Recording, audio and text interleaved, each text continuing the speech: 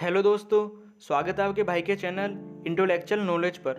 दोस्तों, इस वीडियो में हम बात करने वाले हैं 20वीं सदी के सबसे महान साइंटिस्ट एल्बर्ट आइंस्टाइन के बारे में।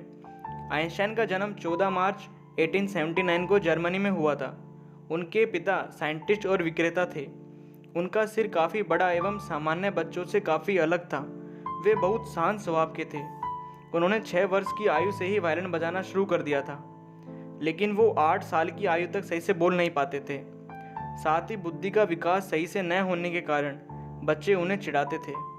उनके टीचर भी उन्हें मंदबुद्धि बुलाने लगते थे, क्योंकि वो क्रॉस क्वेश्चन बहुत करते थे। वे टीचरों से बहुत परेशान आ चुके थे, इसलिए उन्होंने सिर्फ 10 वर्ष की आयु से ही खुद से पढ़ना शुरू कर दिया था।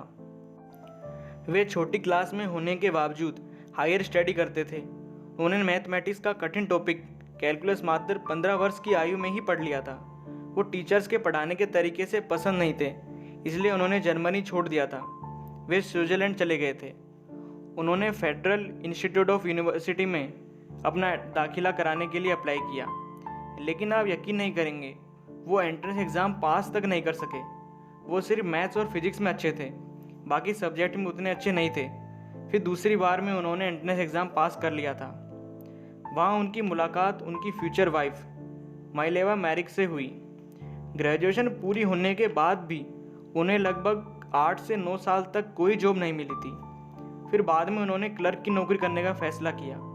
यह जॉब उनके लिए आसान भी थी और अपना खाली समय रिसर्च और थ्योरी में लगाते थे। दोस्तों, सन 1905 में जब आइंस्टाइन 26 वर्ष के थे, तब उन्होंने मास एनर्जी की समानता के बारे में E=mc² इक्वेशन की खोज की। इसके बाद में उन्होंने फोटोइलेक्ट्रिक इफेक्ट यानी कि प्रकाश विद्युत प्रभाव की खोज की। इसके लिए सन 1921 में उन्होंने नोबेल प्राइज भी जीता। आइंस्टाइन ने कभी आईक्यू टेस्ट नहीं करवाया था, लेकिन ये माना जाता है कि उनका आईक्यू 160 था, लगभग स्टीफन हॉकिंग के बराबर। आइंस्टाइन को इजराइल का राष्ट्रपति बनने का ऑफर आया था, लेकिन उन्होंने यह कहकर मना कर दिया कि वे साइंटिस्ट बनने के लिए ही पैदा हुए हैं। 18 अप्रैल 1955 को न्यू जर्सी में प्रिंसटन हॉस्पिटल में उनका देहांत हो गया। तो दोस्तों, अगर ये वीडियो आपको अच्छी लगी तो लाइक शेयर तो करना ही, और मेक श्योर प्लीज़ सब्सक्राइब कर देना चैनल को। Thank you guys.